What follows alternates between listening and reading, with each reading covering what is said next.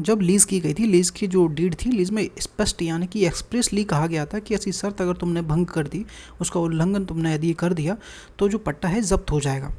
तो उसी के बारे में यहाँ कहा गया है कि वह पट्टा इस शर्त का सामने वाले ने उसको ब्रीच कर दिया, भंग कर दिया, उसके कारण इसने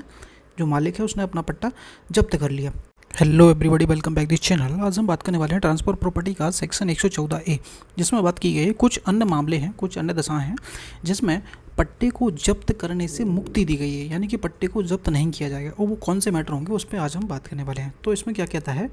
कि जहाँ किसी स्थावर संपत्ति के पट्टे का टर्मिनेशन किसी ऐसी अभिव्यक्त शर्त के भंग के कारण समाप्त हो गया है, यानी कि जब्त हो गया है। कौन सी अभिव्यक्त शर्त के भंग के कारण, यानी कि जब लीज़ की गई थी, लीज़ की जो डीड थी, लीज़ में स्पष्ट यानी कि एक्सप्रेसली कहा गया था कि ऐसी शर्त अगर तुमने भंग कर दी, उसका उल्लंघन तुमने यदि कर दिया तो जो पट्टा है जब्त हो जाएगा। तो उसी के बारे में यहाँ कहा गया है कि वह पट्टा इस शर्त का सामने वाले ने उसको ब्रीच कर दिया, भंग कर दिया, उसके कारण इसने जो मालिक है उसने अपना पट्टा जब्त कर लिया। तो यह उपबंधित जो पट्टा था वो उसमें जो डीड थी उसमें उपबंधित यानी कि प्रोविज़न डाले गए थे कि यदि भंग का जो अगर तुमने भंग किया तो हम पट्टे पर री एंट्री मार लेंगे, यानी कि अपना पट्टा वापस ले लेंगे तुमसे, अगर तुमने ऐसी शर्त को वायलेट कर दिया, शर्त को भंग कर दिया। तो यहाँ पर वही ऐसी कंडीशन डाली गई थी जो पट्टे की डीड में, और बाद में तुमने क्या किया, शर्त को भंग भी कर दिया। और वहाँ पे ये पॉइंट भी लिखा गया था कि अगर तुमने भंग किया तो हम री एंट्री मार लेंगे, अपना पट्टा छुड़ा लेंगे, और तुमने उसको शर्त को वायलेट भी कर दिया। तो ये क्या है, जो मकान मालिक है, पट्टा करता है, वो अपनी जो शर्त भंग के कारण सामने वाले से पट्टा छुड़ा लिया है। तो वहाँ ऐसी बेदखली के लिए कोई बात तब तक नहीं लाया जाएगा जब तक कि पट्टाकर्ता ने पट्टेदार को, यानी कि कोई भी अगर तुम इस ग्राउंड पे,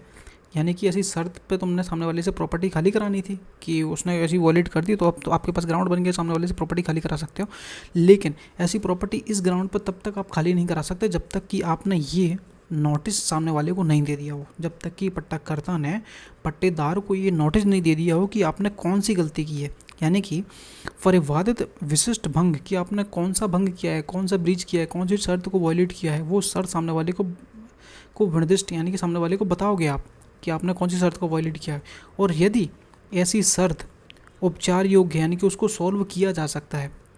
यानी कि जो प्रॉब्लम हुई है सामने वाले की वजह से, वो प्रॉब्लम को सॉल्व किया जा सकता है, उपचार उसका हो सकता है, और उस भंग का उपचार करने की पट्टेदार सोपेश, यानी कि सामने वाले को बताओगे, लिखित नोटिस दोगे, जब तक कि आपने सामने वाले को तामील ना कर दी हो, यानी कि आपने उसको बोला है कि भाई जो हुआ तो ठीक है, मैं तो नोटिस दे रहा हूँ कि इस प्रॉब्लम को नोटिस में लिख के देगा कि इस प्रॉब्लम को तुम 10 दिन के अंदर अंदर सॉल्व कर दो, या जो गलती आपने करी है उसको। तो ऐसे इसको नोटिस देना पड़ेगा, किसको, पट्टाकर्ता को, पट्टेदार को, ठीक है। और तो पट्टेदार उसका उपचार सूचना की तामील से युक्त समय के भीतर करने में सफल ना रहा हो। मतलब क्या है कि जो पट्टेदार है उसको नोटिस मिला किराएदार को कि इसमें बोला गया है कि 10 दिन के अंदर अंदर जी प्रॉपर्टी सॉल्व कर दो, नहीं तो तुमसे पट्टा खाली करवा लिया जाएगा। और इसने उस 10 दिन यदि समय दिया है तो वो तो ठीक है, अगर समय नहीं दिया, उसको बोला है कि प्रॉब्लम सॉल्व करो, तो यहाँ पर रीजनेबल टाइम दिया है कि युक्त समय के भीतर आपको ऐसी प्रॉब्लम को सॉल्व करना होगा, ठीक है। वो पट्टेदार ने क्या किया, उस प्रॉब्लम को इस समय के भीतर, यानी ना तो उसने अगर टाइम डिसाइड है तो टाइम समय के अंदर अंदर करना होगा, और टाइम डिसाइड नहीं है तो एक रीजनेबल टाइम, 10-15 दिन, 1 महीना हो गया, तो एक रीजनेबल टाइम के अंदर अंदर आपको ऐसी प्रॉब्लम को सॉल्व करना होगा। तो आपने उस प्रॉब्लम पे भी ध्यान नहीं दिया और उस नोटिस का भी कोई जवाब नहीं दिया, तो ऐसा जो आपने भंग किया है, विशिष्ट भंग आपने किया है, तो उसके ग्राउंड पे आप फिर क्या करेगा, फिर यहाँ पे सूट फाइल कर देगा, क्योंकि यहाँ पे कहा गया था ऐसी बेदखली की कोई बात तब तक नहीं लाओगे जब तक कि आप उसको नोटिस नहीं दे दोगे सामने वाले को, वो ऐसी विशिष्ट भंग नहीं बता दोगे कि आपने कौन सा भंग किया है और ऐसा भंग हो गया है, तो आप इसको सॉल्व कर दीजिए, और वो सॉल्व भी नहीं करता है, तो फिर ये सूट फाइल करने का इसका पास ग्राउंड बनता है, और फिर ये सूट फाइल कर देगा, ठीक है। तो यहाँ तक क्लियर हो जाता है। इसके बाद नेक्स्ट है कि इस धारा की कोई भी बात ऐसी अव्यक्त शर्त को, यानी कि एक्सप्रेसली शर्त को जो पट्टे पर दी गई है, संपत्ति की समर्थित, यानी कि संपत्ति को असाइन कर रहा है किसी और को, वो पट्टा लीज सबलेट कर रहा है, सबलीज कर रहा है, और कब्जा छोड़ रहा है,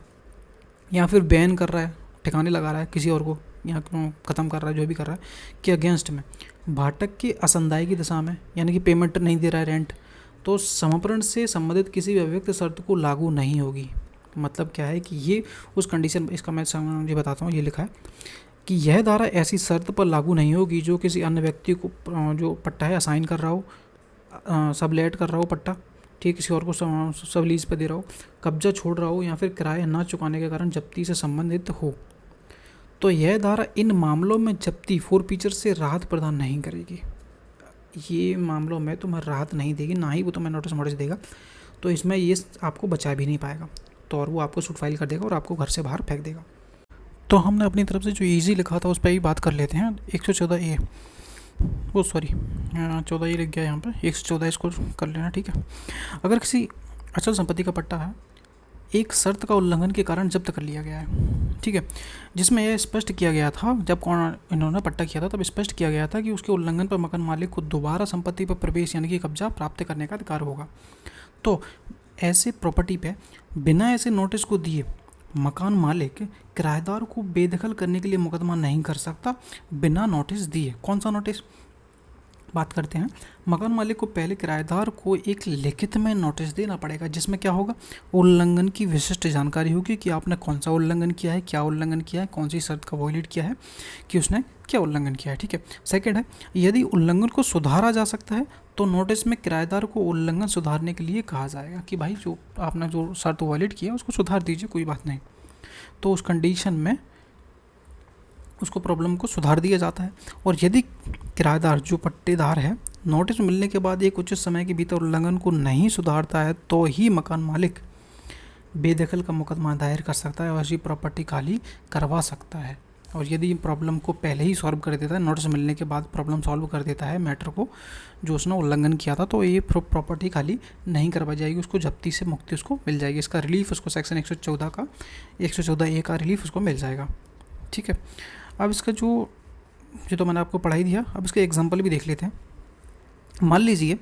किराएदार ने अनुबंध में यह शर्त मानी है कि वह संपत्ति व्यवसाय उपयोग करेगा, व्यवसाय उपयोग नहीं करेगा, ठीक है। उसने एक प्रॉपर्टी ली, उसने कॉन्ट्रैक्ट में एक जो उसने डीड लगाई थी पट्टे की, उसने डीड में कह दिया था कि मैं इसको